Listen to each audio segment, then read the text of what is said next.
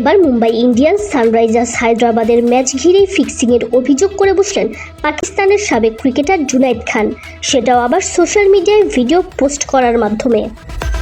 গেল বুধবার মুম্বাই হায়দ্রাবাদের মধ্যকার ম্যাচে 7 উইকেটের জয় পায় মুম্বাই। তবে জয় ছাপিয়ে আলোচনায় এসেছে অন্য এক ঘটনা। মূলত ঘটনাটি ঘটেছে প্রথম ইনিংসের তৃতীয় ওভারে হায়দ্রাবাদের ঈশান কিষানের আউট হওয়াকে কেন্দ্র করে। ওভারের প্রথম বলেই দীপক চাহারের লেগ স্ট্যাম্পে করা বলে ফ্লিক করতে গিয়েছিলেন ঈশান। বল ঈশানের গ্লাভসের খুব কাছে গিয়ে উইকেট কিপার রায়ান রিকেলটনের হাতে জমা পড়ে। আউটের কোনো জোরালো আবেদনও তখন করা হয়নি, অথচ সবাইকে অবাক করে দিয়ে ড্রেসিং রুমের পথে হাঁটা দেন ঈশান কিষান।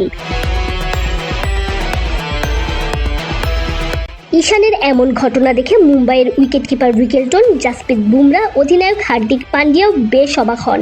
আম্পায়ার শুরুতে হাত তুলেও তর্জনী দিয়ে উইকেটের সংকেত তখনও দেননি। তাকেও দেখা যায় খানিকটা সিদ্ধান্তহীনতায় ভুগতে। এমনকি চাহার নিজেও বোলিং রান আপের দিকেই ফিরে যাচ্ছিলেন, কিন্তু হঠাৎ করেই আম্পায়ারকে আঙুল তুলতে দেখে উদযাপন শুরু করেন। ঈশান ফেরার সময় তার মাথায় আদর্শসুলভ চাপড়েও দেন মুম্বাই অধিনায়ক হার্দিক পান্ডিয়া। তবে অবাক করা বিষয় হলো পরবর্তীতে রিপ্লেতে দেখা যায় ঈশানের ব্যাট বা গ্লাভস কোথাওই বল লাগেনি।